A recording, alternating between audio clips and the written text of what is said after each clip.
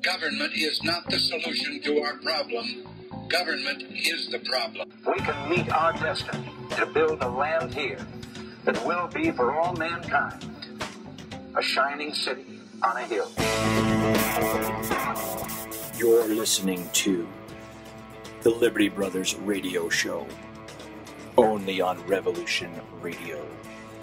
Now, here are your hosts, Jim White and Jason Van Tatenhove. The crusade for freedom is your chance and mine to fight communism. Please hang up and try again.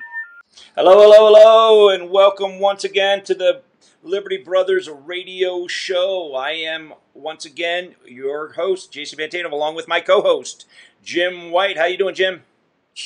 I'm quite well, my friend. How are you this fine day? It is a beautiful day here in the wonderful state of Montana. The breeze here by my house is actually warm. It's a warm breeze coming through. Feels very nice. Partly cloudy. And I'll tell you one thing: if you've anybody out there has never been to the Great Northwest here, up in the Flathead Valley and surrounding areas in the summertime, it's quite a place. Quite a place, Jason. You do too. Butte's nice too, no doubt about it. But yeah, it's a good day here, my friend. How about you? It's actually, I'd say one of the first fall feeling days of the year. The aspens are starting to turn. Wasn't sweating too much at work, which is good. But yeah, definitely starting to feel the chill, and yeah. Hey, if you don't mind me asking about your work there, you're working up in the you're building cabins out in sort of remote areas, right? Is that accurate? Yeah. It's okay. all off grid, so usually there's a solar array, a wind turbine, and that's the electricity you guys have. But you'd be amazed with the solar arrays they have now. We're able to power all the power tools we need, and it's pretty cool. Speaking of off grid, I'm going to give a preview. I believe next Friday we're scheduled to be off grid and at Rich Sheban's place out there in northern Montana, north of the Flathead Valley here. And he is an off grid guy, and we're going to be doing some video work out there with Rich. So looking forward to that. I hope the weather stays as nice as it is this weekend. Well, this weekend actually here is supposed to get a little cooler, but today we've got a great show coming up for you. We have on a couple great guests. For those of you who've been listening to us for the last week, know that I've kind of been on a research mission, trying to learn as much as I can about chemtrails and HAARP and the weather modification and everything kind of related to that. I kind of had a revelation over the last weekend with that weather pattern that came through, and I saw a HAARP bubble on the radar pattern there, and started just looking into things. And my journey has led me to meet these guests that we're bringing on today. First of which is going to be Billy Hayes, who is known as the HAARP guy. He's one of the original engineers on the HAARP project, building the antenna array. And boy, I've talked to him a few times, and he really knows what he's talking about, and seems to be a very awake, he's just a treasure trove of knowledge, and I'm real thankful he's able to pass some of that on to us, and hopefully to our listeners as well. And then we have Elana Freeland, who is the author of the new book, Chemtrails, HAARP, and the Full Spectrum Dominance of Planet Earth. And this is kind of the book on what is really going on. She really connects all the dots and lays things out from the chemtrails to everything. So everything's looking good. So let's go ahead, and we might as well bring them in right now. I just got a message that everyone's good, so we will see what we can't do. I'm going to bring Billy on here first, and then we'll bring on Elana. So let's see here.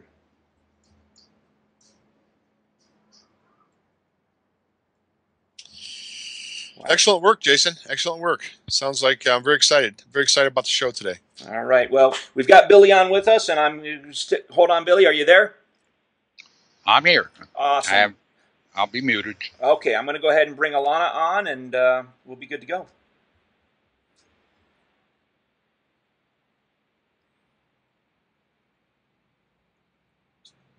So we'll try to keep it from... Oh, didn't like it. I think she's actually got to add me. Let me send her a quick message.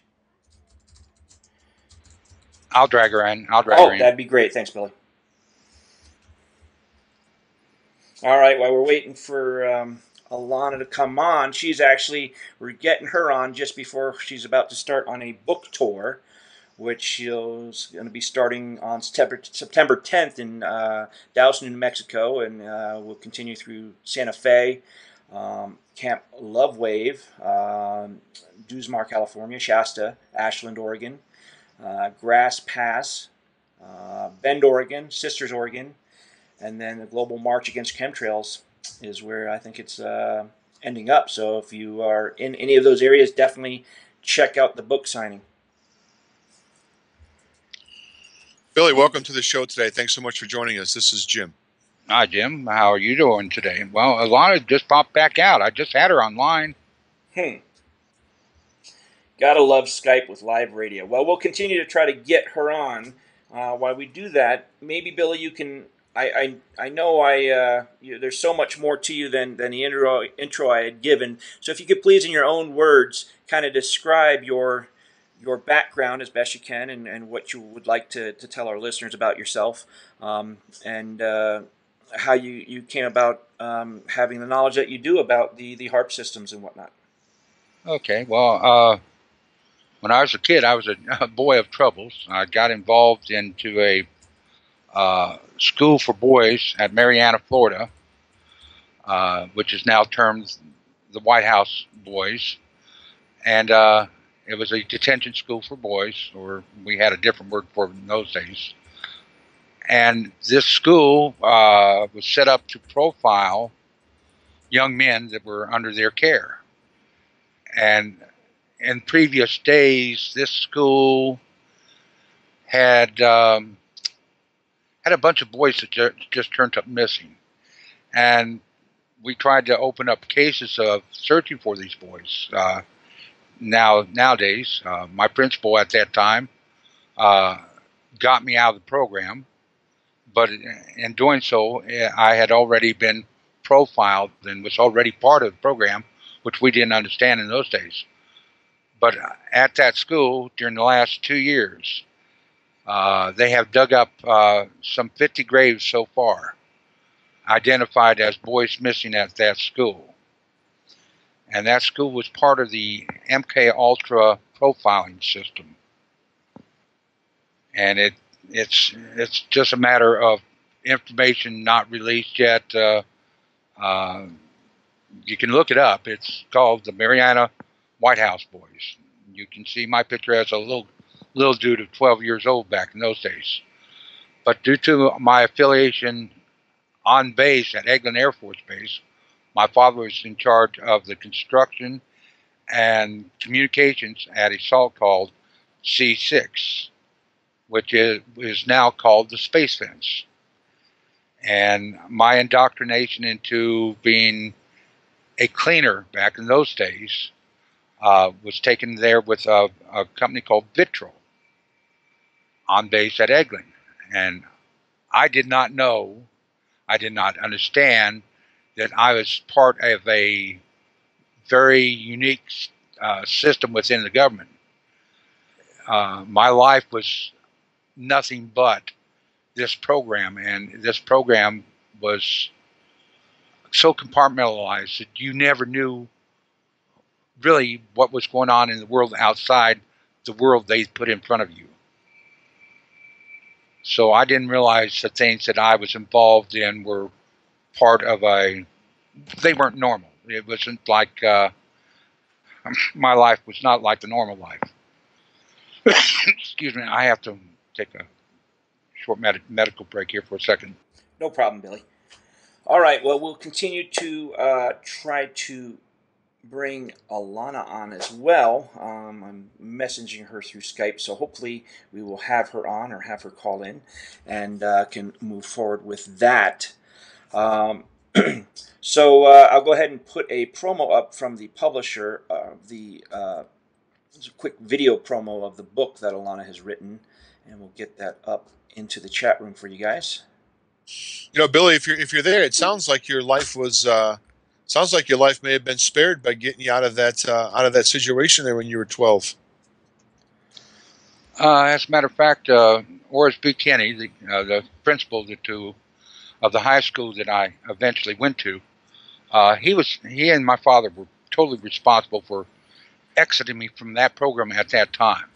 I would have became one of those graves due to the way I was back then. I was a wild card, and I had weird interests. I'm also trying to pull a lot into myself. Okay. I was just going to ask if you could try to do that again. So I've also sent her my, I've got a call online that she can call as well. So I sent her that number. Alrighty. Billy, let me ask you a question. I've done some research. I'm no expert by any means on the MK Ultra program.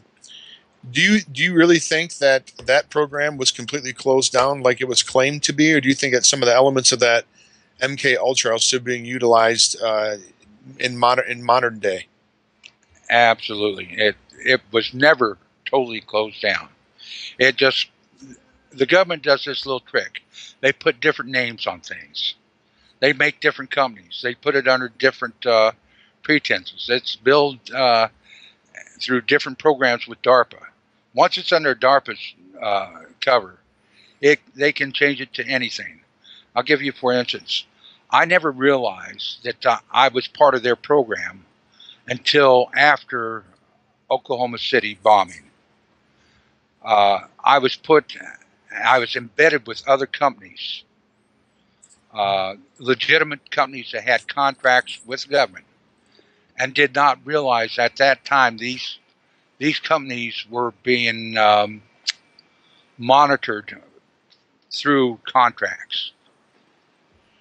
And I was part of that monitoring system. I didn't realize that. You know, are you familiar, if I may ask you real quick, Billy, are you familiar with a woman by the name of Kathy O'Brien? I read a book she put out called Transformation, I believe it was called. And she made some pretty serious allegations in that book. Are you familiar with her or that book, Billy? Absolutely. Kathy O'Brien and I were together in Pensacola, Florida. Her handler at that time was a gentleman by the name of Mark Phillips, who was also my handler at that time. And we lived together there for several years. She and I had a baby together that I never knew about until some 5 years ago. She never got to see the baby again until 5 years ago.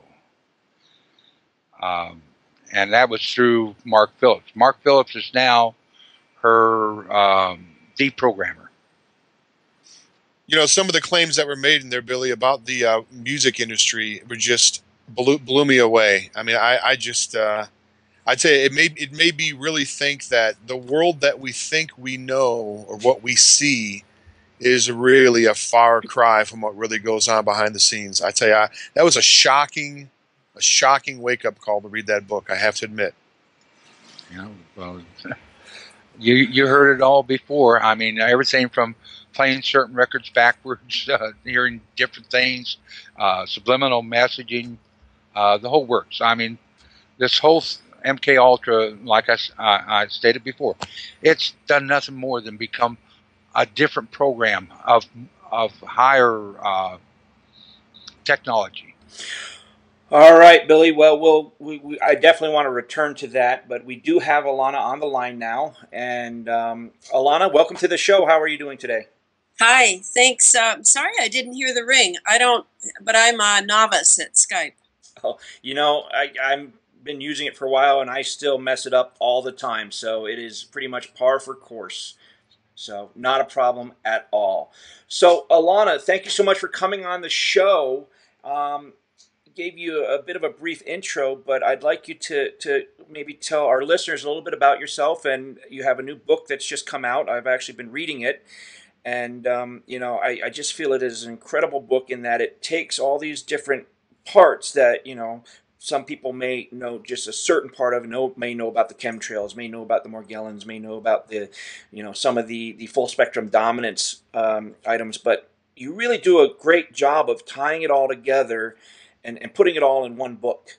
Can you tell us a little bit about yourself and what brought you about to wanting to write this book and what motivated you to put all this great information together?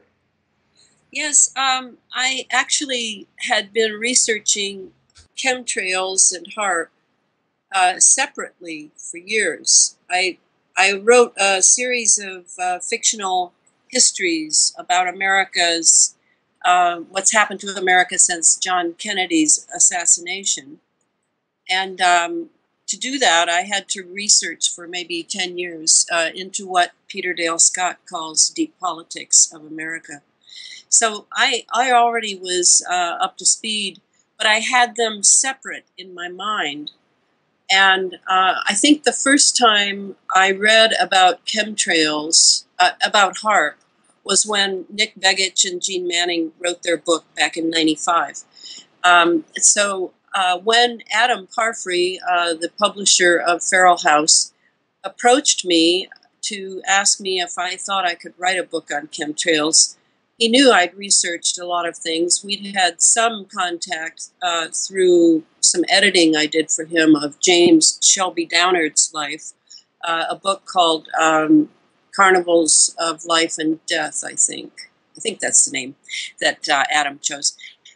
So I looked at my files and I was fascinated by it. I had also become quite close friends with Clifford Carnicom, as destiny would have it. I certainly didn't become friends with Clifford primarily because of his involvement in studying chemtrails, but I was living in Santa Fe, as were Clifford and his wife Carol at that time, and we would have breakfast every couple of weeks, and Clifford and I would go deeply into the subject of Morgellons. I became part of Clifford's saliva test group, part of his blood sample group.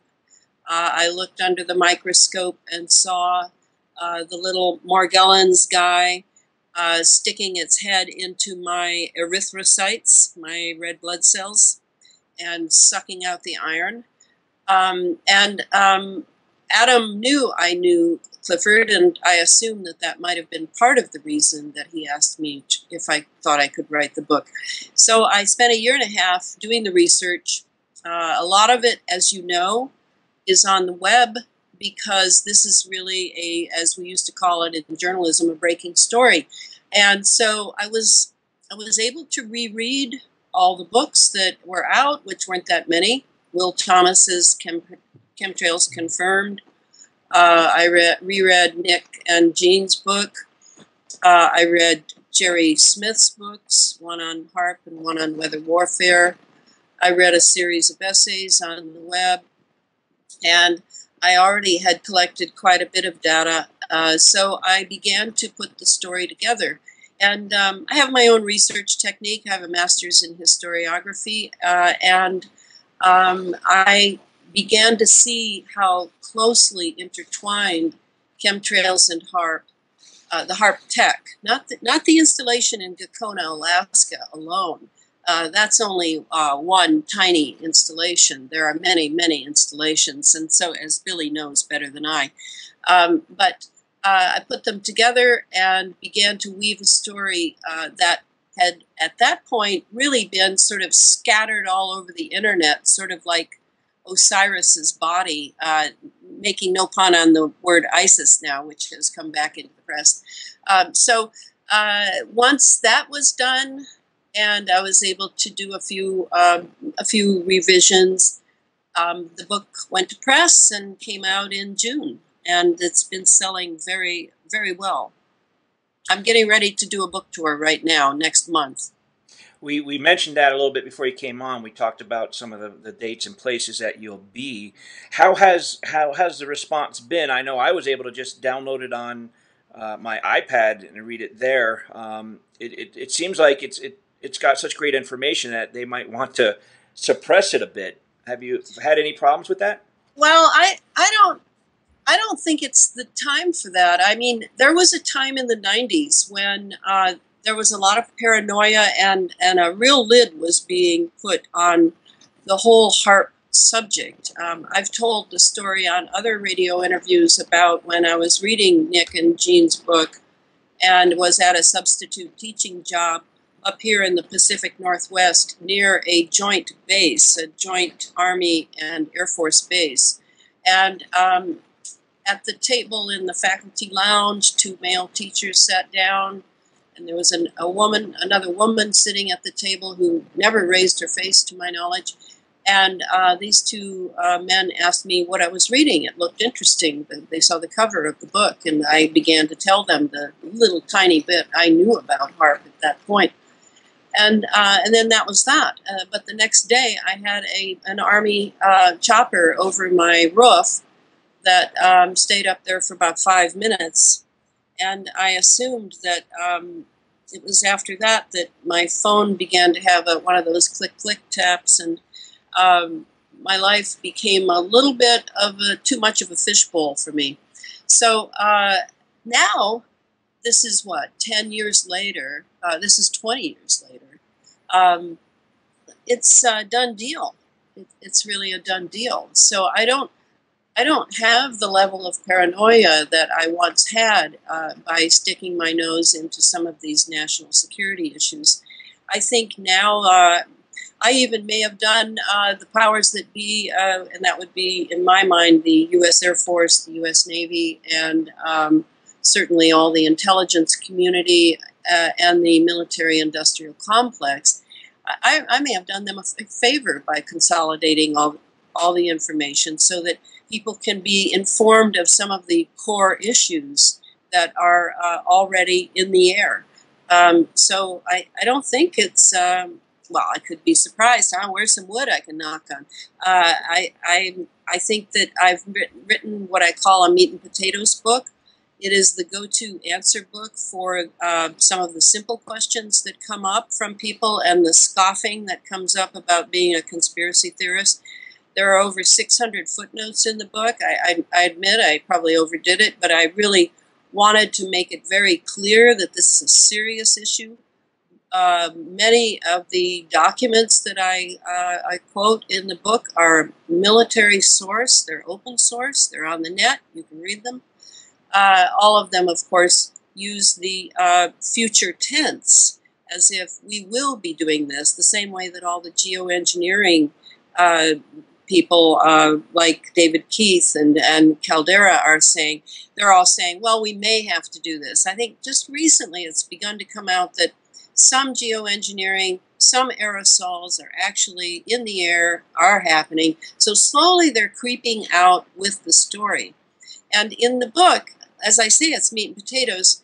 I don't go into a whole other section of this, which Billy is tutoring me in the hardware of, that I've already been asked by the publisher to write another book.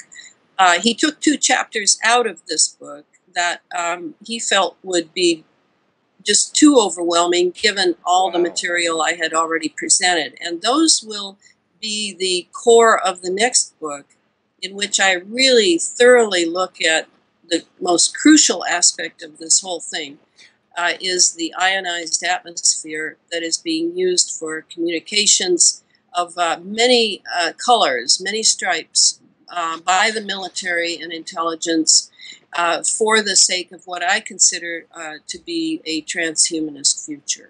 Wow, those are the 2 chapters I really want to read then. I know, and I've been criticized a couple times by some editors of magazines that, well, we already know what you've said. Well, you know, the publisher's target audience, and I respect him for it, was the person who doesn't know how it all is fitting together. And it is to dispel a lot of rumors and misperceptions. And even, you know, Billy is still correcting me on certain things, which I'm very grateful for, because I've basically put this together from a researcher's point of view who has a biology background, but I certainly do not have a physics background, and I certainly do not have the wealth of experience that Billy has. You know, I have a question that could probably be answered by either one of you. I talk about Nick Bigich. Begich. I saw an interview with him, I don't know, maybe a year, 18 months ago.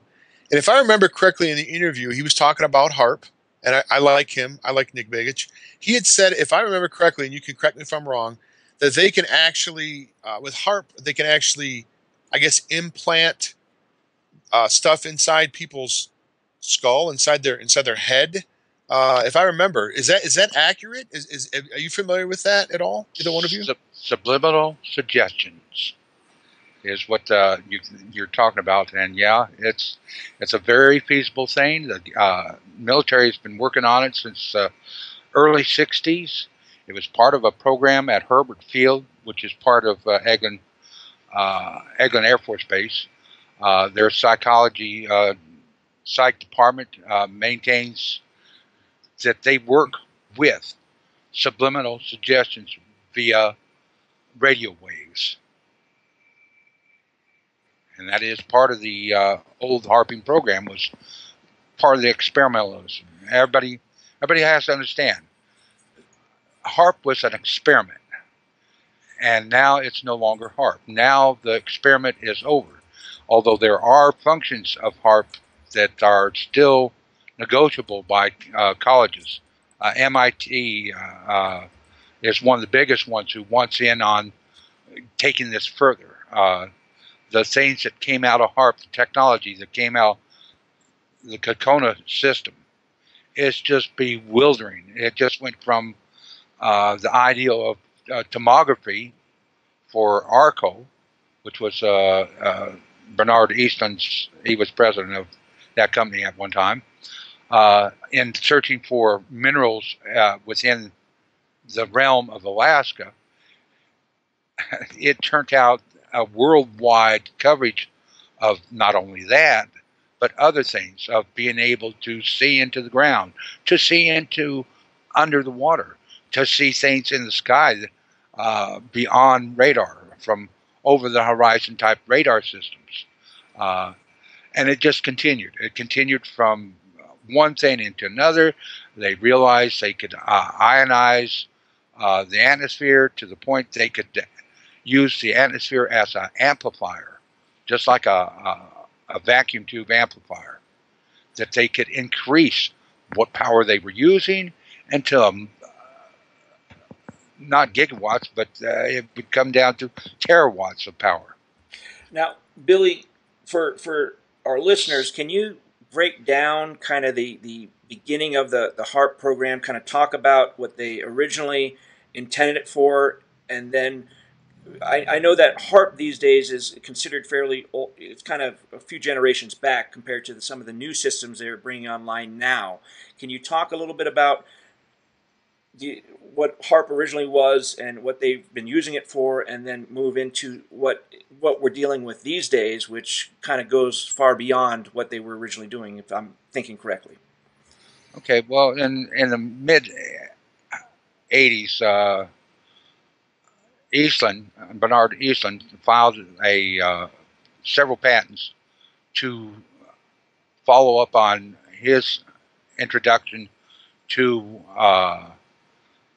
looking into mineral rights in Alaska with a company called ARCO, Atlantic Richfield Company. It's and there was 30 participants in this company. It wasn't a huge company, but it was a way he could do experimentation without going into the ADM agreements that were applied between the United States and many other countries, where they said they wouldn't do this, they wouldn't do that. It was a way of getting around that agreement. And as he produced more and more information, the Navy and the Air Force took note of what was going on, and they became interested into the same things. When they found out that there was density changes in the atmosphere with this unit, they wanted even more, to the point that they took the original site. The original site was set up actually just outside Anchorage, I hate this computer. Outside of Anchorage. In fact, I just put up a picture of it on my Facebook this morning. If you want to take a look at it. Yeah, let's have your Facebook page, Billy, if you don't mind. Oh, it's Billy Hayes 67548. I'll go ahead and put it in the chat room. But in as much that Eastland's information was getting further and further and further in experimentation, he applied some 24 more patents, and all of them in reference to what would insight into the weapons system of the military, and therefore the military took over his secondary site, which was Gakona, and they just overran it. They took on him, all his patents, to the point that prior to his death in 2005, he saw that he did not want to be part of what they were doing, and he reneged on some of his patents, of even submitting any more patents. And of course, he succumbed in 2007. But the military took it well beyond what Bernard ever wanted. One of the things that came out of his patents was Reagan was wanting a system of protection in space, and this was called Star Wars. And it's in that process, DARPA took over everything, and including HAARP. DARPA and a company called BAE, British Aerospace, overtook even the Navy and the Air Force manipulation of the HAARP sites. And these HAARP sites became, the affiliated HAARP sites were extensions of the experiment. Now, were the Star Wars program that Reagan had been touting, was that was built upon HAARP technology? Yes, sir, Reed. It was absolutely all HAARP. And like MK Ultra, I'm assuming it also still continues on today, but just under different names. Yes. As does the HAARP is no longer HAARP. HAARP is now part of Space Fence. All the technologies that were arrived, weapon system and surveillance systems from HAARP, have now been installed into the new Space Fence system, which it was shut down at the same time the HAARP Gakona site was. But a month later, it was brought back up on a new contract with Lockheed, doing the first part of it of $914 million worth of modifications to the Space Fence, and Raytheon taking up. Raytheon was part of the system back in the beginning too. They were supposed to build the system. In fact, I was embedded with PNR Towers out of Sacramento to put up the Gakona site.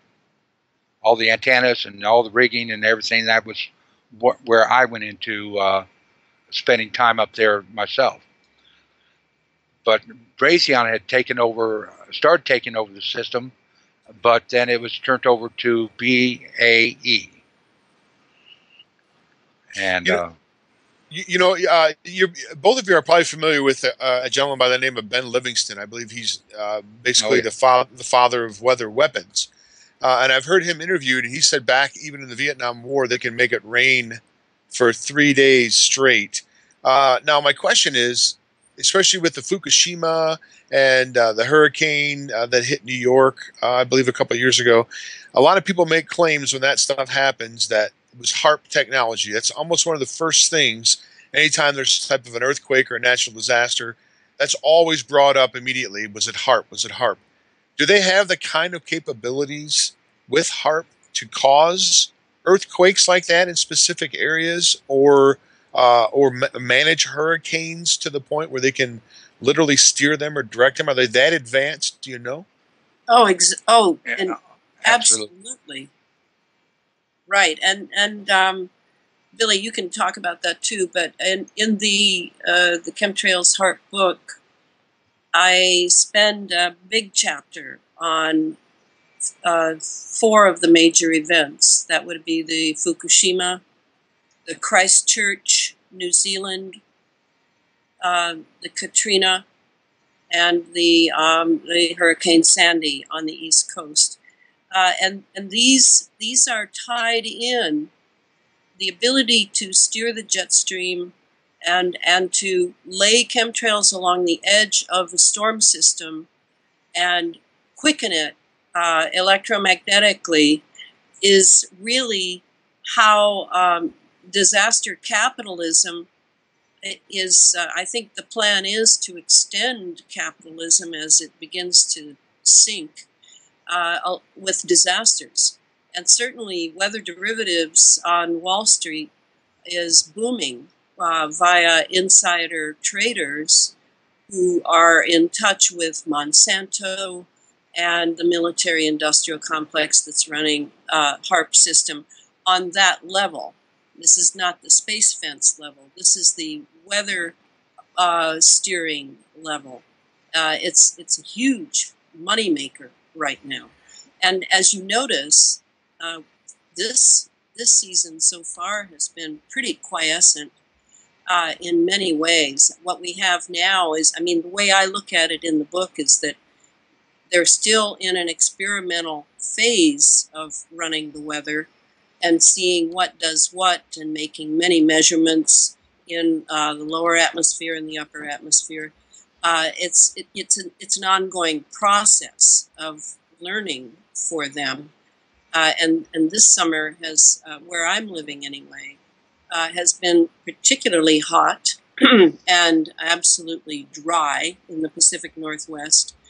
And then, of course, in California, it appears that the drought certainly is influenced by a HAARP system, and along with one of the things they're dropping is aluminum. So that aluminum oxide is really just destroying the forests and the soil in Northern California and other parts of the country. So when I'm looking at the weather, which is only one of the agendas of 7 that the military-industrial complex has, I'm interested in what's happening in different areas of the world, but most particularly NATO countries, because I concentrated on NATO countries because I really couldn't document anything regarding other countries like China and Russia.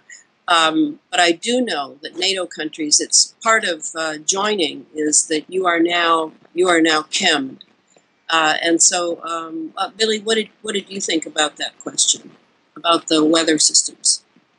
Absolutely. I'll give you, for instance, prior to us even knowing of HAARP, back in 1969, Hurricane Camille came in on a alternate course that all the predictions were putting Hurricane Camille to come in the Texas coast and through New Orleans.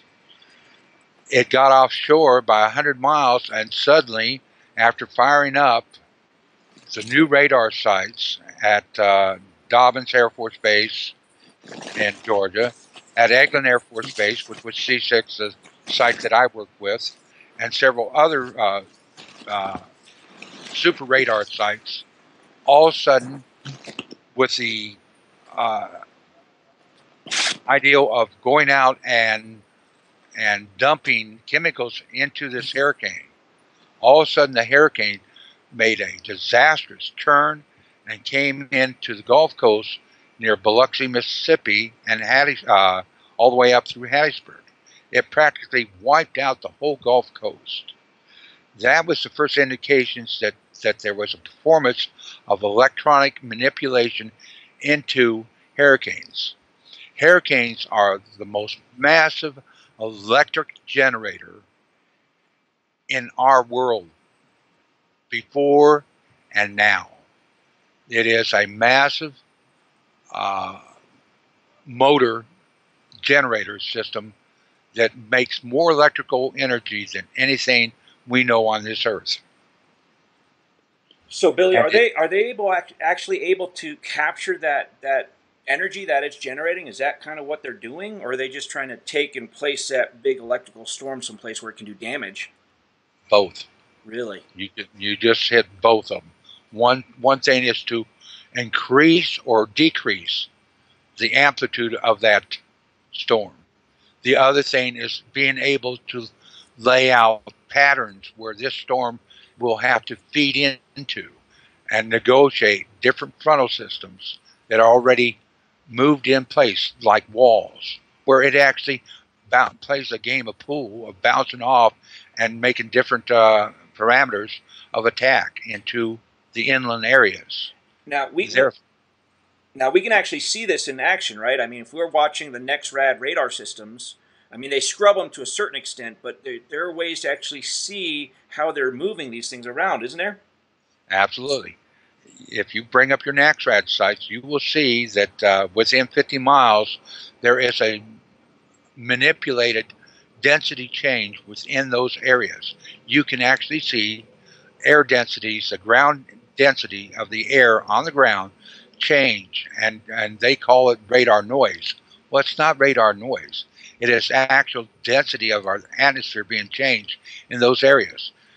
The sensitivity further out than 50 miles is not as seeable. But you can see this on all NexRad sites all through the day. You will see a feathering of isolated noise, junk returns. This is part of the new NexRad systems, the new doppulating, dual-phased NexRad sites. These are pulses. Go ahead, Billy. No, go ahead.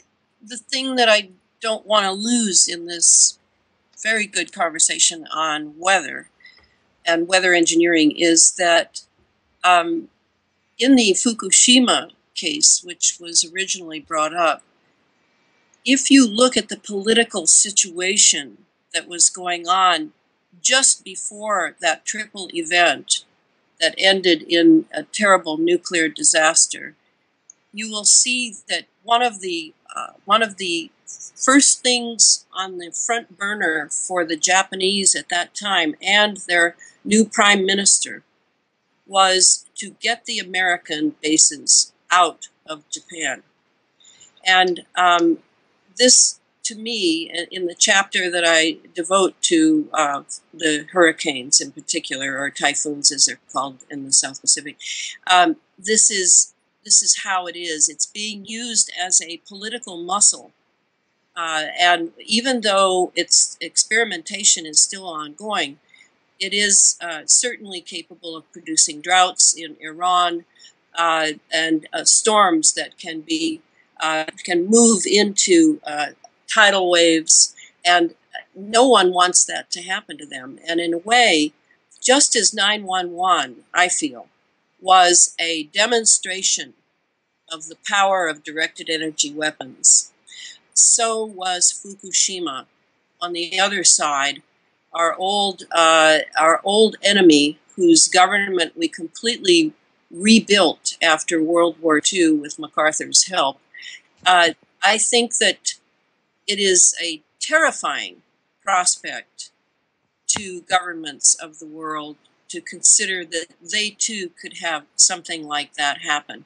And so with the present move of Russia through Ukraine, there's something going on as Russia combines with China for different contracts, and now their GMOs are being disallowed in China as well as Russia.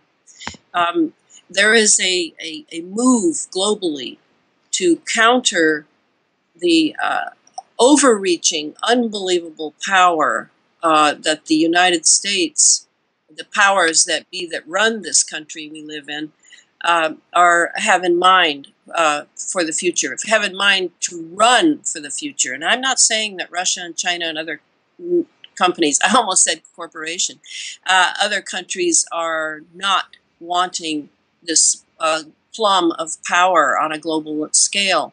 But I'm saying that there seems to be movement now to counter the overreaching of the United States and UK. Because you say United States, you assume it's UK as well. Well, now, correct me if I'm wrong, but Russia and America have been cooperating on some of this HAARP technology for, when we were still in the Cold War. So it seems like there's been some cooperation in the developing of the technology anyway. Is that correct, Billy? Oh, that's absolutely correct. Absolutely. Yeah. With the ADM treaty being pushed underneath the door when there was no longer a Soviet Union, that agreement was no longer an article that had to be followed. And by Russia and the United States and Australia, there was a bunch of NATO countries that went together and started cooperating with this HAARPing system. And I went to over 250 different sites that were affiliated with HAARP, working on their systems, doing their antennas, modifying their tower systems, putting in new transmission lines to fit the purpose of the amount of power that they were going to utilize. Eastland came out and discovered that he could do the same thing with 1/16,000th of the power that they were playing with. His amendment was that we were actually destroying our protective ionosphere by overreaching the power limits, and that we were no longer just enveloping the Earth's process of this system, but this was going beyond into outer space. I've got a question, if you don't mind, for either one of you. I really just want to say we so much appreciate both of you joining us today. This is just riveting information. I mean that. We're all electrical beings. I think we'd agree. That there's studies out that people that live closer to power lines have a higher rate of cancer because we are electrical and they've got all that power running over their head. You've seen the rates of cancer increase tremendously. I mean, in all of our lifetimes, it's just been off the charts. Do you think with 250 of these HAARP sites around the world, I don't want to put something that's not there, but do you think that this contributes at least in some manner? It can't be good for our bodies, all this HAARP stuff floating, getting shot all around the atmosphere, right? Well, let's put it this way. In the mid-'80s, and late 70s, when cell phones towers started being put up, there was emphasis on changing the frequencies of microwave systems. The government paid to swing all microwave systems to a new frequency band. Grounds were being relieved from power systems and cable systems and telephone systems at a spacing of 7,285 feet, 82 feet, I'm sorry, which is a full wavelength of the proposed HAARPing pulses. These created a system whereby transmission lines of electrical, transmission lines of telephone systems, railroad systems were broken up into these multiple lengths of this wavelength. All these systems work with the frequencies of this pulse that was being utilized by the HAARPing systems. Inclusive with that was the actual cellular systems of high frequency up in the 2 gigahertz band to provide data links for all the HAARPing systems. Wow. And then we have to add to that I know in chapter 2 in the book, I go into Eastland's 1985 patent, and with Clifford Carnicom's help, we went over it and deconstructed it to show not only that chemtrails are part of the harping, the original HAARP concept, and are necessary to it. But the idea of cyclotron resonance and how this pulse that Billy's talking about, this pulse can have layered frequencies on it, and those, what they needed in order to get this whole system really playing, and it's, you know, angels don't play this harp, to really pluck that harp string, they needed an ionized atmosphere. And that is, to me, yes, the power lines and the cell towers and the cell phones up, you know, transmitters up against your brain, all of this is a disaster waiting to happen. But the main thing now that's on my mind is that our entire atmosphere, with this hazy, smoggy cloud cover that's artificial, primarily artificially created, is what we're breathing, what we're eating, what we're drinking. And this ionized atmosphere is basically an electrified atmosphere. It's capable of wireless transmissions beyond belief, and our bodies, including the animals, are simply not evolved for this kind of technology, and certainly not as an entire environment that the military even calls life now a battle space. Wow. Now, we're going to be coming up to our hard break now, and we'd love to have you guys on with us through the second hour, however long you can stay. We're happy just to have you on. I would really like to get into the Morgellons a little bit on the second hour, because that's really what frightens me the most, but we're kind of coming up to the station break here. Are you guys able to stick with us a little bit through the second hour? Sure. Yeah, I want to talk about the Morgellons, definitely. All right. Well, we're going into break now, so stick with us, folks. We'll see you on the other side of the break. Revolution Radio.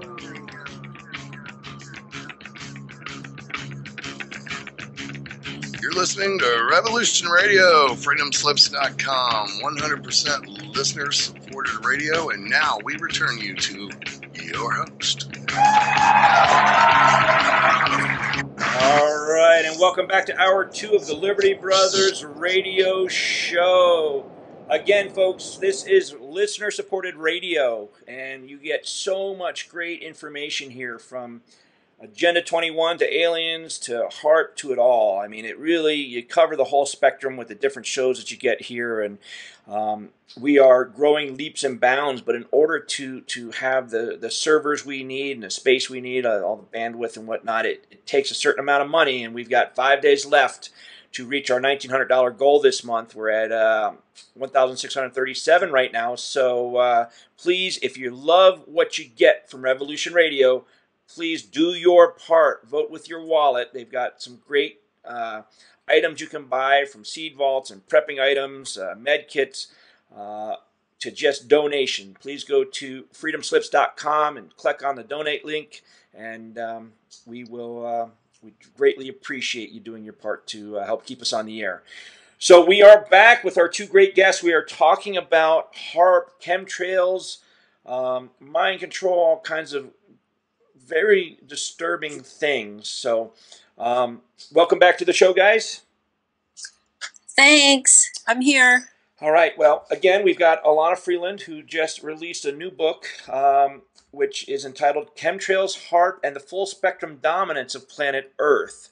And in one of your chapters, you talk about Monsanto and GMOs and kind of how they tie into things. And, of course, with the what in the world are they spraying video that's up on YouTube, a lot of people have seen. If you haven't seen it, go check it out. It's free on YouTube. They talk a lot about how they are geoengineering to make the world more a better bed, so to say, for these GMO seeds that are better suited for an alkali environment. Can you talk a little bit about that?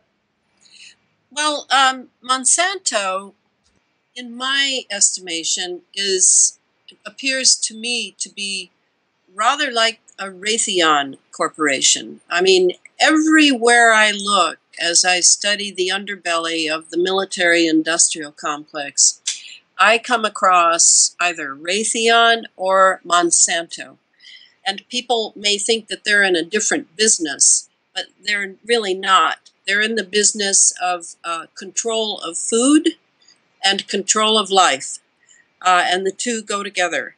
Now, as you know, Monsanto did come out with an aluminum-resistant seed and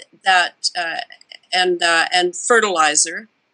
And obviously, Monsanto is an insider. Monsanto knows what's cooking regarding the HAARP chemtrails system. And I think that we need to keep our eyes on this and remember that corporate life now not only is a matter of mergers into gigantic entities, but it is also a diversifying entity, because each of these gigantico corporations, it has its fingers in many, many pies. I mean, Lockheed alone it would be surprising to you if you go to corporatewatch.org and look at Lockheed to see what it's into now. It is mind-boggling. So to me, Monsanto, and I've put the word out everywhere, if anyone hears about Monsanto and what other things it is into, please let me know, because I'm trying to figure out what it is. I personally think it's much more than a corporation. It's something else.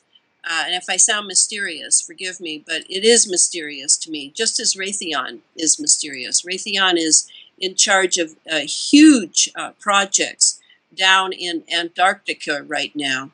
And I would dearly love to know more about these two very primary corporations involved with this whole HAARP and chemtrails affair.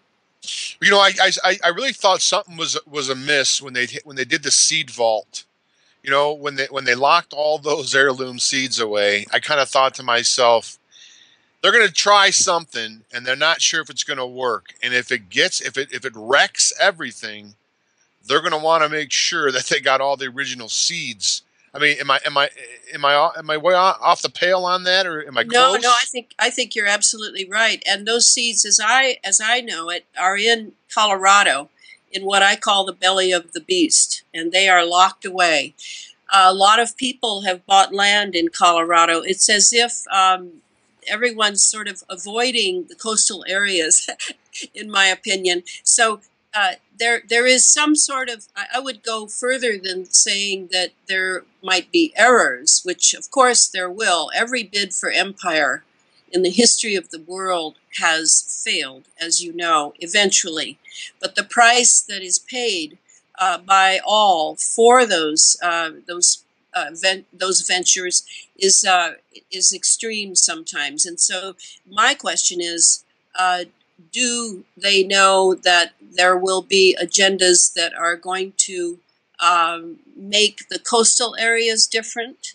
I know that Virginia right now, in their city governments and state government level, are planning for a loss of coast and trying to figure out how they're going to reconfigure. It's just as it was in the Hurricane Sandy, when the ports of New York and New Jersey were trashed, and lots of people were moved out of there, and now those ports are being reconfigured, just as the international port down in New Orleans has been reconfigured by Katrina. So there is some, what is being called on the net, terraforming going on.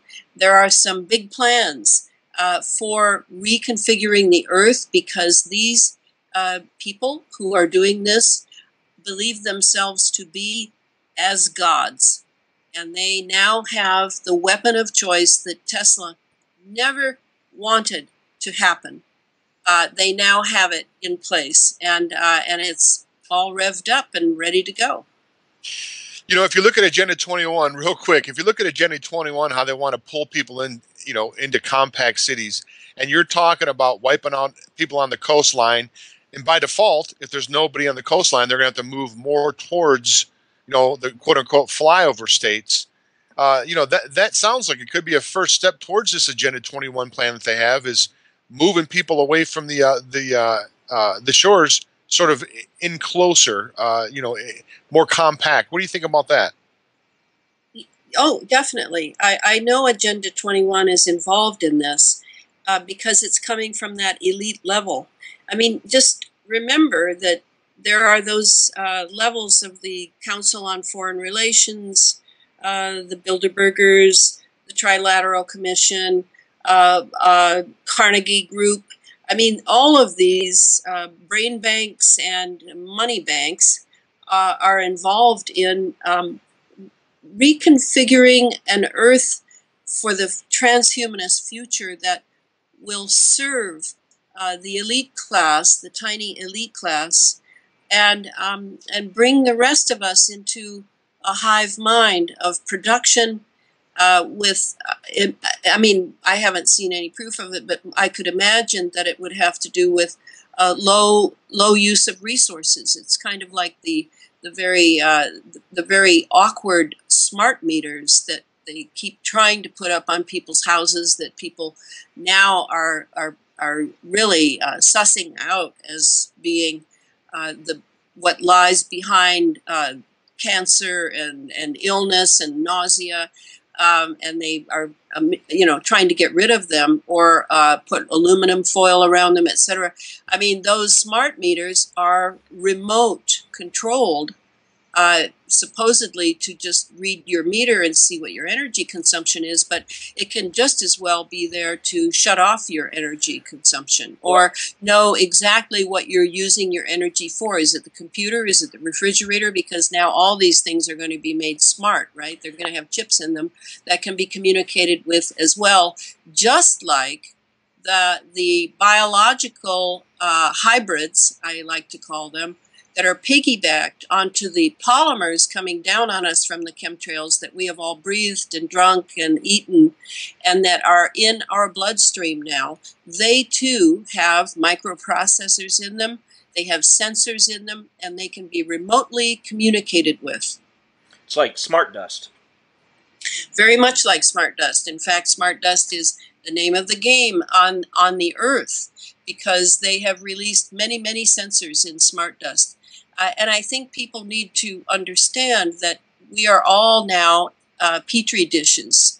And to the degree that we go to the doctor or the hospital out of ignorance or out of our own fear of illness, all those records can be hacked into and are part of this vast experiment. I mean, we've said that cell phones are an experiment, putting transmitters up to your brain, but really the larger experiment that cell phones are only a part of is exactly this ionized atmosphere. You talk about transhumanism. Are they literally? It sounds almost with this nanotechnology. Are they trying to? And I don't want to sound crazy when I say this. I'm just going to ask it. It sounds like they're almost trying to turn us into machines in some way, slowly. Is that? Well, yes, I think cyborg would be the word. I mean, I don't know if you've listened to any of the Singularity videos and read the articles and the essays put up by Ray. What's his name? His last name? Kurzweil. Yeah, Kurzweil. Or read about transhumanism. I mean, the idea is it's a military idea. The military has human soldiers. They're pitiful to the military. They're fallible. They're weak. They get tired. They have to sleep. They have to be fed. All of this is a real drag.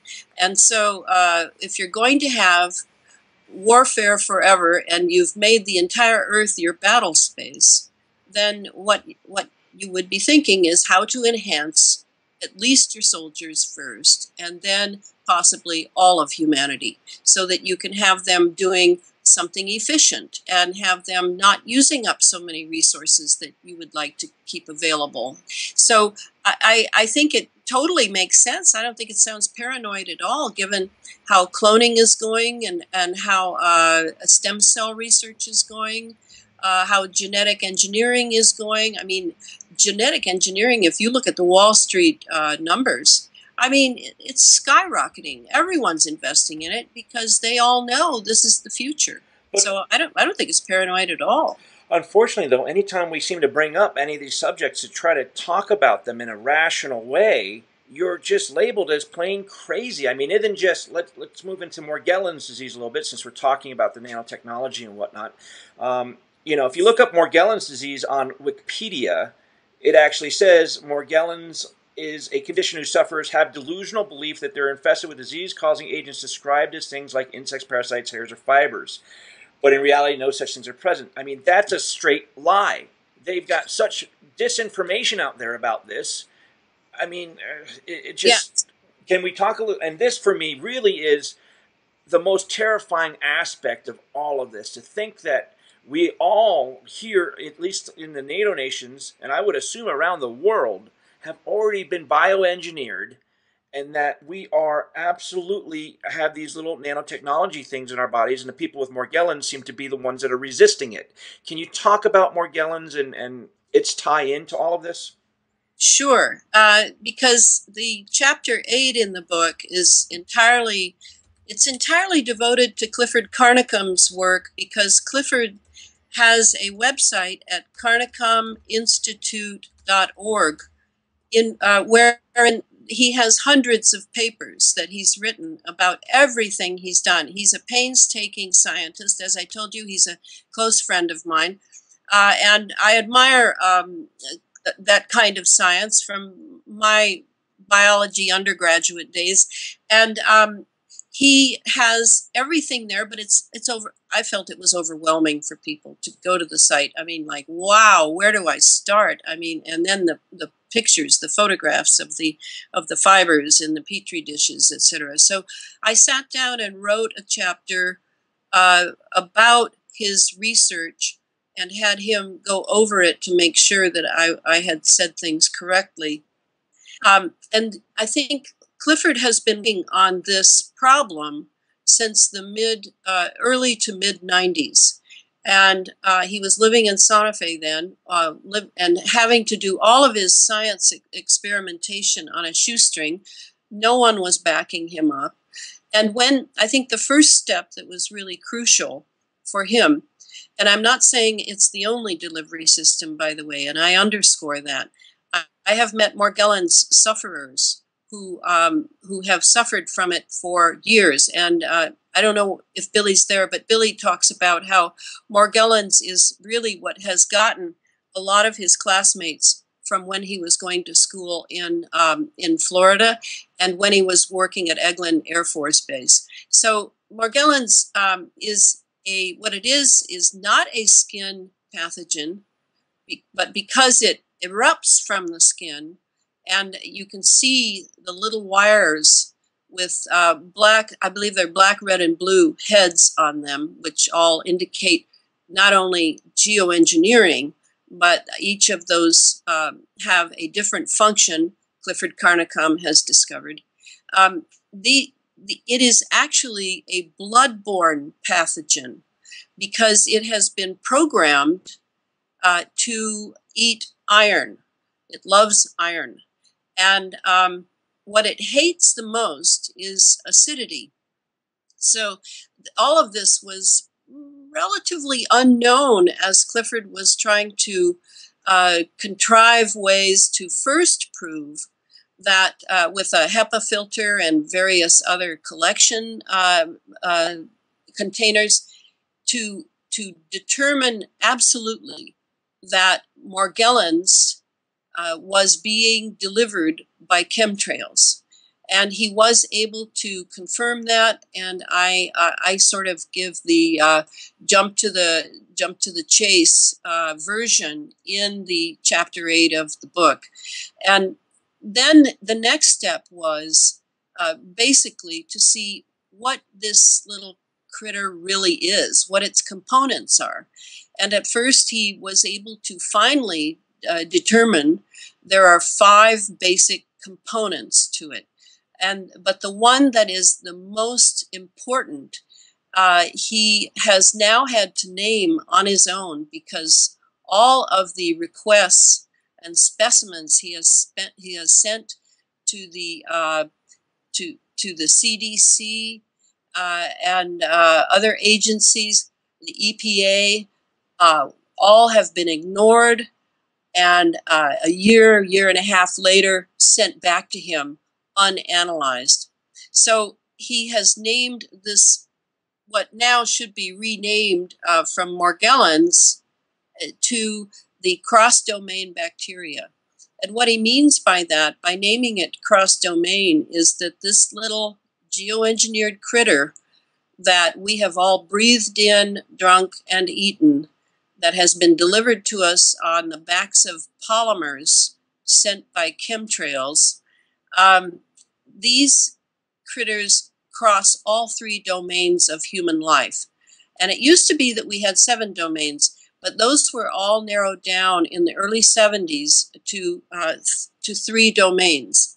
So what I'm saying is, it is a plant, animal, and mineral. It is all 3 domains. And it, as I said, it has been programmed to eat iron, and I mean that. I mean it has been programmed. I mean it has no real life of its own in a way, except it can couple with the various cells of our bodies, not just with our hemoglobin. And that is key. And when you said, I think you were indicating that the body, those who have lesions, are attempting to throw off the Morgellons, the cross-domain bacteria. I think you might be right. I mean, for a while, I was really scratching my head over that. Why don't? Because I saw my blood cells under the microscope. I saw the cross-domain bacteria burying its head in my erythrocytes, but I don't have the lesions, and I don't have the below my skin scratchy, itchy feeling that they're calling, parasitosis, dementia parasitosis, or whatever they're calling. It's nonsense. So maybe it is that. Maybe some people break out in lesions and are the body is attempting to throw them off. It is also true that I've interviewed a couple of Morgellons sufferers, and I would say that their immune system, in the 2 cases I'm thinking of, because I've interviewed maybe 7 or 8 Morgellons people, I've lost my train of thought. What did I say? We're talking about different Morgellons patients. Yes, and their idea was, I'm sorry, I lost that train of thought, because can you hear the sound? Is it still all right? It sounds like lumpy. Does it? Maybe something's happening there. Okay.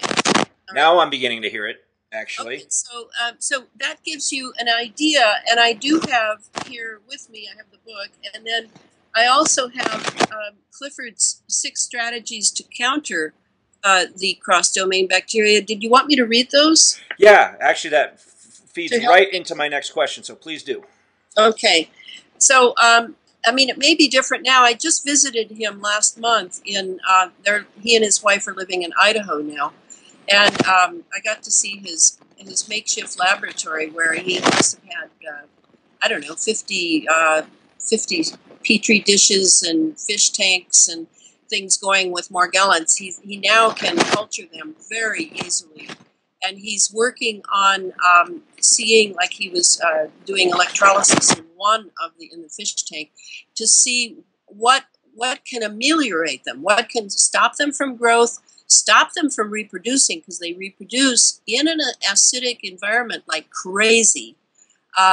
What it is about them that the microprocessors in them make so sensitive to electromagnetism, wireless. I mean, that partially is why people suffer so much from them and have that itchy under the skin. If they could go away from their electric environment, I've been telling people to just unplug everything at night, especially their router. So here's what he says. This is a few months old. 6 strategies for countering the Morgellons organism assaulting our red blood cells and devouring the iron in our blood. 1. Alkalinize the blood. 2. Antioxidation. 3. increase the utilization and absorption of existing iron. 4, inhibit the growth of iron-consuming bacterial archaeal-like forms. And that would include fungi and chlamydia and things. 5, improve the flow of bile to further alkalinize the blood and aid the digestive process. 6, detoxify the liver. So there are a few there. And remember, the reason our iron is so crucial is that it carries our oxygen. And we are, according to the last statistic I looked at, we are now living with 16% less oxygen than we were 10 years ago. Wow. It sounds like I actually have got a Kangen water generator, an alkali water generator I've been using for the last couple of months, which I've got to say has really made a difference. But it actually creates an alkali water with microstructure. It sounds like that might actually do some good there. It might. I mean, at this point, we're really collecting data because, I mean, it may sound very depressing to people, but to me, what's new? Well, we have a government that has used us as guinea pigs. The human radiation experiments in the 50s, when they were injecting babies and small children with radiation to see what would happen. And those radiation the hearings were finally brought in 1995. There was the Church Committee that attempted to stop the CIA from pursuing MKUltra, the 149 sub-projects they had, in 1975 with Frank Church from Idaho. And where did that go? Well, you know, pretty much nowhere. So we have a long history here of being used and exploited. And we are very...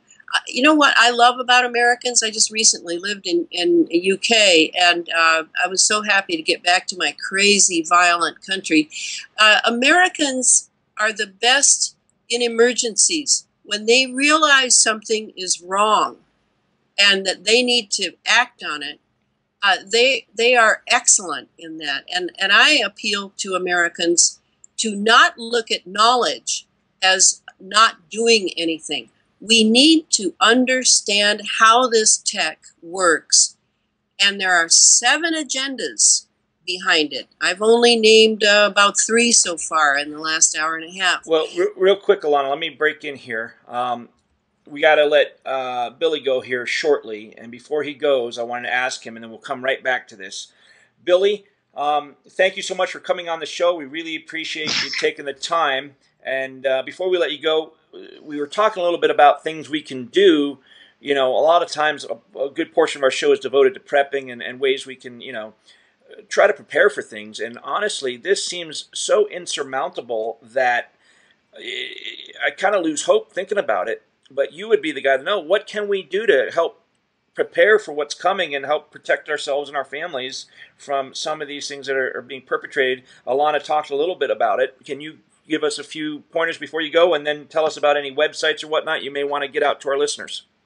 Well, one of the few things that can be done is to increase your immune system, build your immune system up, because one of the things these attacks are doing, both frequency-wise and Morgellon-wise and the chemtrail-wise, is it's taking down the immune systems.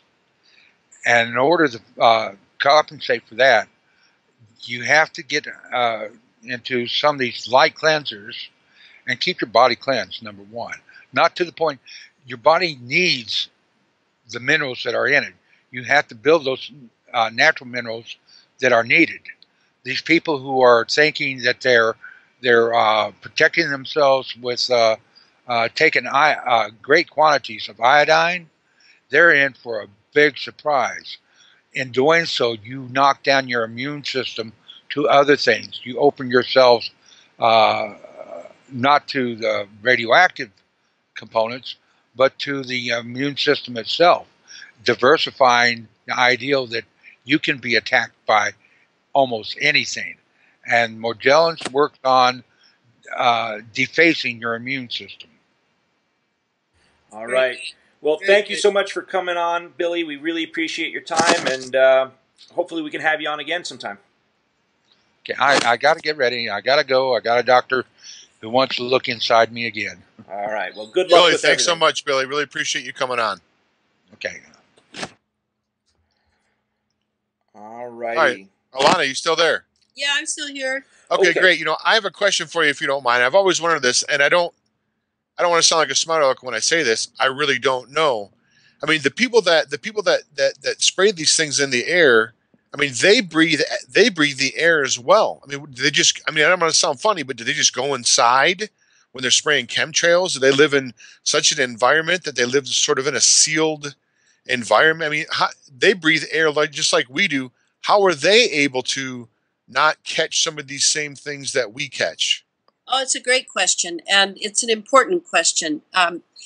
First, I have three answers, and I'm sure there are more, because usually it's asked in terms of the elites. Now, as far as the pilots spraying it, you know that some of the jets, a lot of the jets we're seeing now are being are drones. There is no pilot on board. However, when pilots are involved, which they are in commercial airlines that are carrying these sprays, and they're given instructions on when to spray them. I mean, I'm sure they've bought into the story that it's solar radiation management, geoengineering essential to ameliorate the global warming, etc. But pilots are getting sick right and left because some of those fumes from what they're spraying end up in the cockpit. So, there are Sylvain Henry, who runs a show out of Ontario, out of Quebec County, Provence, in Montreal or somewhere in there. Sylvain has 7 pilots, all anonymous, who often go on his show, and he has these radiothons, 24 hours. I don't know how he does it. And I've talked to one of the pilots, and some of them are waking up, and they know, and they are girding up their loins to go public. And it seems that they've signed confidentiality agreements, so they're in a bit of a bind. All right, then there's the elites. Why don't they care about their kids? Well, I spent years for the Sub Rosa America series studying elites, and I've known a few quite well in my life. So I would say that they don't care about their children the way that you and I do. And many elite children their life is made very tough so that they can rule with dispassion, you could say. They've been traumatized, even tremendously traumatized, some of them. So that's a possibility. These men have dedicated their lives to this vision, this dream of world power, this new world order. They may belong to brotherhoods that require absolute secrecy and obedience because of their degree of attainment. They know, but they're willing to sacrifice their children and their lives for this possibility of world power attainment. Okay, that's one. Another one is, don't forget the need to know compartmentalized basis of most of the research that's done on these things, of many sciences now. Most of the scientists working don't know what the right hand is doing because they're in the left hand. Some of them who do become whistleblowers always say, I had no idea what my research was going toward. I was never told. So there's that. They don't know what's being dropped on them and their families. And then there's the how the chemtrails in the sky, as you'll notice. And by the way, I think a new delivery system is in the offing here. And I can't say more on that, but I have heard rumors and of a way to disperse the aerosols where you can't see them at all. And also what's being called the chem bomb. It seems to be another possibility. So, okay, so there's a chemtrail, and you're looking up at the sky, and you see that there's one chunk that's missing. It's as though the switch went off for X amount of miles up there at 20 or 30,000 feet, and then the switch goes back on later. I took a picture of that very thing just this morning. Right, and in that case, because it's so mathematically accurate, the drift factor and the altitude, etc., it is very possible that people are buying in for a significant amount of cash to have their area pass by. So those are my ideas on that. Yeah. Wow. Can you go? You were talking about the agendas, and you had gone over a couple of those. Can you talk? Can you continue on? I'd like to hear what those agendas are, because now these also are from Clifford Carnicom, but I agree with him. These are the 7 agendas that he and I have both discerned. Number 1, weather and environmental modification. I talked a little bit about that. Certainly weather systems, and that would include political blackmail, political pressure on various nations, at least in NATO. And environmental modification would be like what happened with Sandy and Katrina, where our coasts, our ports are being restructured and redone. All right, number 2, electromagnetic operations. Ionization of the upper atmosphere is drawing charged particles into our lower atmosphere. And that certainly is how HAARP works, how microwaving the ionosphere, you bubble it out. Our atmosphere, including our jet stream, is sucked up into it. Many electrons are forced from their atoms, and it's all a stir, and then they slide down the fireman's pole of our magnetic lines, of which there are billions, and that's cyclotron resonance, and they are all pulsed for various uses and steered for various uses once they come down into our lower atmosphere.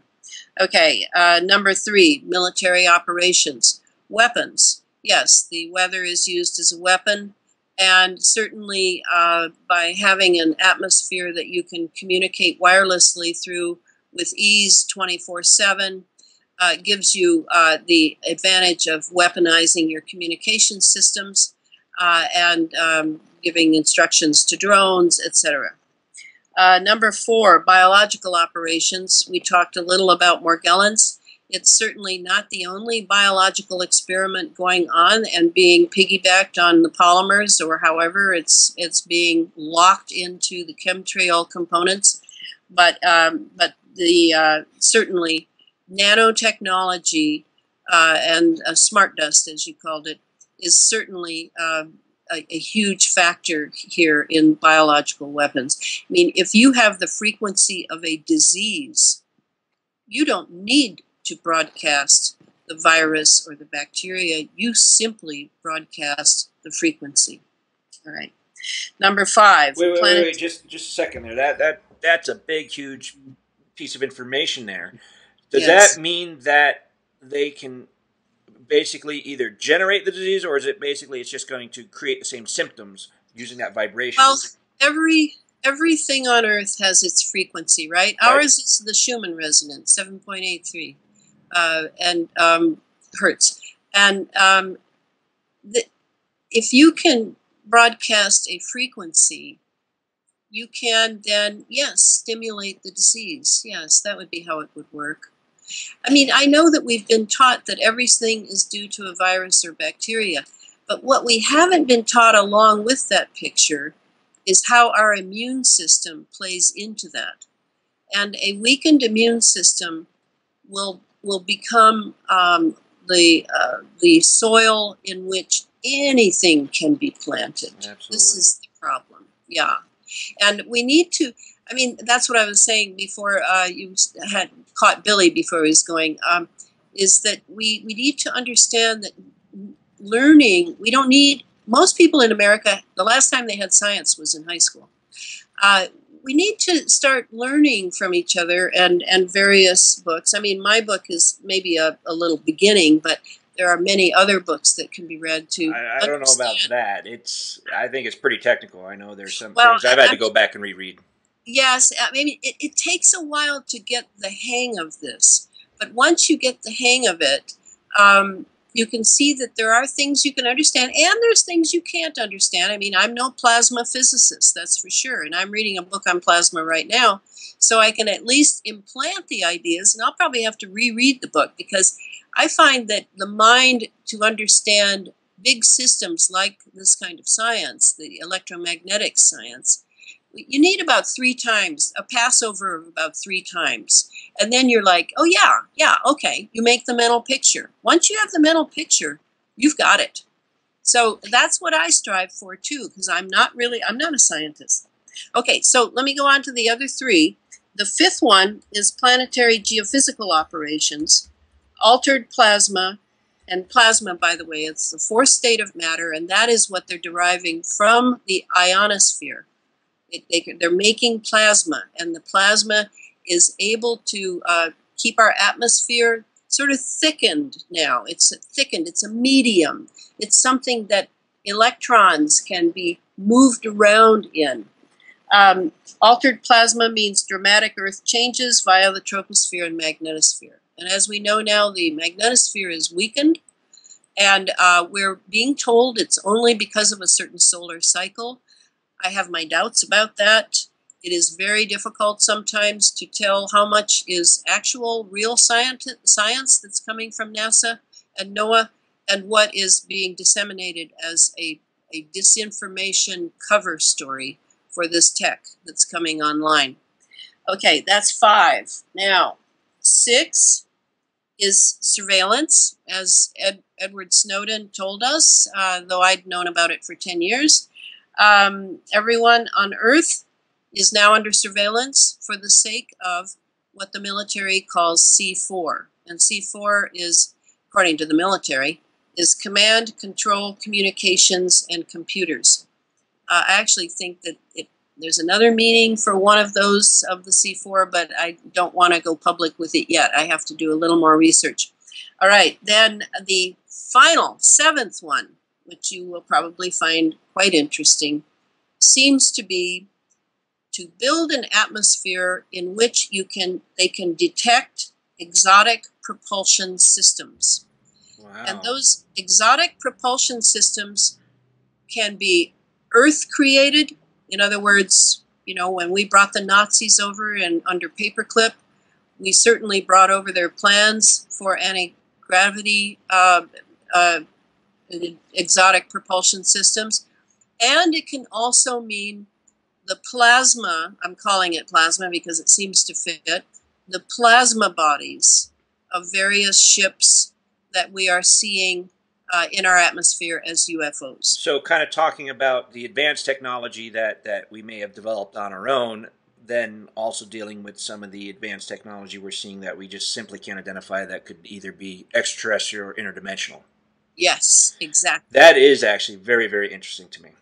Yes, and I don't cover that at all in this book, but I will in the next one. Those are the 7 agendas, and I think they're pretty accurate. It sounds like you may actually be friends with Dr. Rima Lebo. I'm not sure if you know who she is.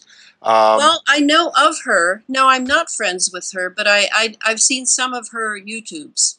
Yeah, you guys sound very similar in a lot of things that you say. Another thing, too, you mentioned the Schumann resonance. I had heard, I just had a conversation with someone about this yesterday, believe it or not. I haven't said that word in probably, 2 or 3 years, and I've said it twice in 2 days. You know how that goes.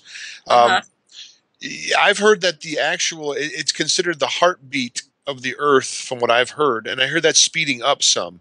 Have you heard that also? And if so, what does that mean? Well, yes, I have heard that, and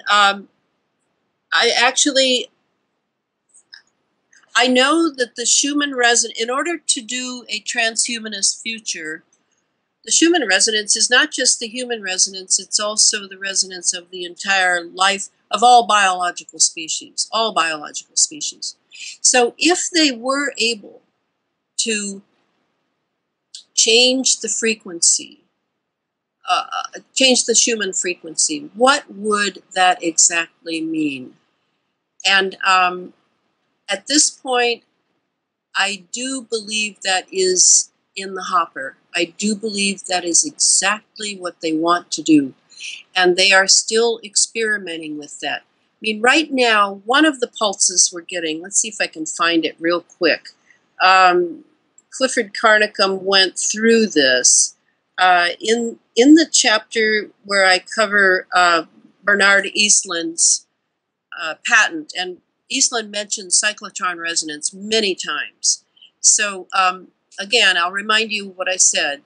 They're pulsing the planet, and it's an even pulse. It's in an ELF. It's extra low frequency, very long waves. In fact, waves so long, they go all the way around the circumference of the Earth, okay?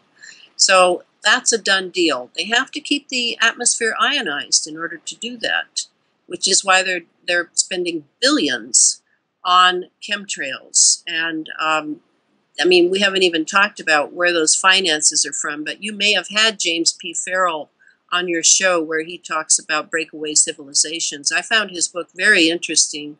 I read one of his books in which he's talking about an alternate financing system that has nothing to do with tax money and nothing to do with Wall Street, really. Okay, so the cyclotron resonance, here's what Dr. Robert O. Becker says in his book. It's very important, Cross Currents, The Perils of Electropollution, The Promise of Electromedicine. He says, cyclotron resonance is a mechanism of action that enables very low-strength electromagnetic fields acting in concert with the Earth's geomagnetic field to produce major biological effects by concentrating the energy in the applied field upon specific particles, such as the biologically important ions of sodium, calcium, potassium, and lithium. All right, that's Becker. Now just keep in mind, we're still talking about the Schumann resonance here. All right, then Clifford Carnicom did some work which took a few years. He checked it and checked it and rechecked it and rechecked it, in which he measured the biological, Carnicom examined cyclotronic resonance as it relates to the relationship between an atmospheric ELF harmonic he detected and the potassium ion. And this is from Clifford. The fifth harmonic of the ELF that has been repeatedly measured over a period of several years corresponds to the cyclotronic resonant frequency of potassium. This fifth harmonic, along with numerous other harmonics, is a regular component of the ELF radiation that is under measurement. Carnicom's, and then this is me, Carnicom's assertion that the potassium ion is being targeted. We're talking targeted here, not accidental, not, oh, look at that, targeted for biological interference within people over large regions of the Earth's surface is very serious. He follows it up with spectral analysis and equations, after which he drops the bombshell. And this is Carnicom. It can also be expected that variations in the magnetic field of the Earth can lead to other potential resonance conditions in various regions or latitudes. It is therefore not unexpected to find large regional health issues that will correlate with variations in the magnetic field strength of the Earth. Certain ions are expected to be disrupted in some areas of the globe more than others. Okay? If they can hit the potassium ions in our bodies, if they can pulse that, and say then they wanted to change our frequency, could they change the entire Schumann resonance frequency in an area of the Earth as a weapon? Oh, I think they can. So that's the problem with this space fence that's coming. That is going to solidify the system, and we are going to be living in a gulag, an electromagnetic gulag. Will it mean that you and I, well, let's not say you and I, because look what we're doing. Would it be that my neighbors here up in Washington State will feel unfree? Not necessarily. No, not necessarily at all. Maybe they'll like it because it'll be peaceful. It'll be, they won't be political. They won't be bothered by it. It'll be the But, Matrix. Aldous Huxley said that one day their goal, of course, is for people to love their servitude. You're probably familiar with that. Exactly. And already in some of the people of the younger generation, I already see that. They don't know what the big deal is that I devote my life to here. Well, yeah. That's why we're trying to wake people up here. Sounds like we really need to get Carnicom on to talk with us, because that he just sounds like someone that I would love to listen to as well. So maybe we can work on getting him on the show here shortly. Yes. And you got, okay, now before I go, and I am going to go now, you guys are taking my voice. I want to remind people I'm on tour, and did you run through all the places? I did, and I will actually put that into the chat room right now, and we can, if you'd like to run through them again, please do, and please give out any websites, Facebook, Twitter, anything you'd like to promote there, and then also let people know how to get your book. I'd love to carry your book on our website and have a link on it, because I think it's important people read it. Well, that'd be great. Okay, so for the book has, by the way, its own Facebook page, which Billy's constantly feeding me, and I'm feeding Billy, and it has a lot of new stuff up every day. We're putting new stuff up, and it's called Chemtrails, HAARP, and the Full Spectrum Dominance of Planet Earth. It's a book Facebook page. All right, there's that. Now, as far as the tour goes, sorry, I didn't say the rest. So Amazon, you can get it at Amazon. As you said, you got it on your mobile. You can get it in an ebook form. You can write to Feral House or go to the site Feral House for the book, and they still have some signed copies there that they're selling. Feral House has over 100 distributors around here and in Europe. So the one place it doesn't have distributors that I really wish it did was Australia, because I admire the Australians and New Zealanders so much. They are such activists, and they're so feisty. I'm a member of the Contrail, which I highly recommend to people. It has a lot of other stuff, some of which I'm not interested in, but it has wonderful photos of down under chemtrails. So anyway, there's that pitch. I will be in Taos on September 10, Santa Fe on September 12, Dunsmuir, California, right by Shasta, on the 18th, Shasta on the 19th, Ashland at the Ashland Book Festival on the 20th, speaking in Ashland itself on the 22nd, maybe Wairika on the 23rd, Bend, Oregon the 24th, Sisters, Oregon the 25th. And then on the 27th is the great global march against chemtrails around the globe, September 27. What is that? Well, if you go, just go and look it up. It is, we've had them before. It's where everyone is out protesting. They have their signs up. They have their banners up. There are speeches in some places. I mean, it varies according to the activism of the place. And truthfully, Europe has been much more active than we have. It's now had its fifth, it's had at least 5 conferences on chemtrails themselves. And it's had many weather conferences through the EU and through the European Parliament. But they have felt that in America, we just have not done anything.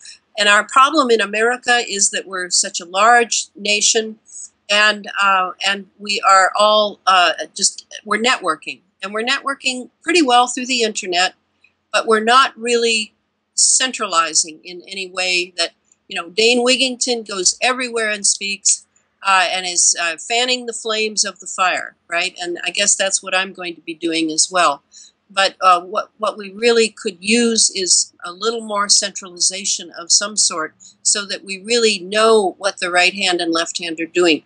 And the Global March Against Chemtrails is completely free will. In one way, it's kind of nice, isn't it? It's democratic.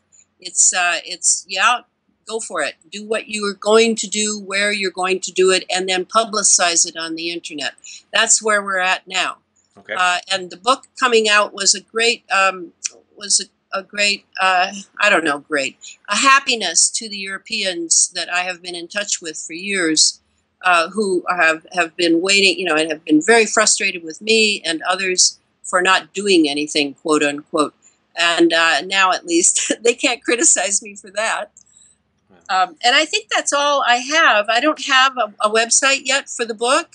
I know people tell me I should have one. If people want to contact me, they can contact me through you. And if you want to handle the book on your site, can I count on you to just contact Feral House and ask them how to do that? Because I don't have a clue. Sure.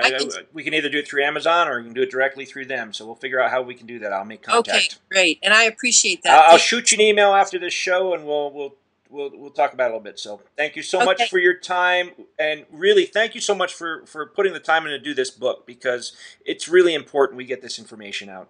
Vitally important. Thank you so much. Alana, great interview. Thank you so much. It was a pleasure speaking with you. Thank you so very much. Thank you. Bye. Thanks, guys. All right, guys, we will see you tomorrow. Same bat time, same bat channel.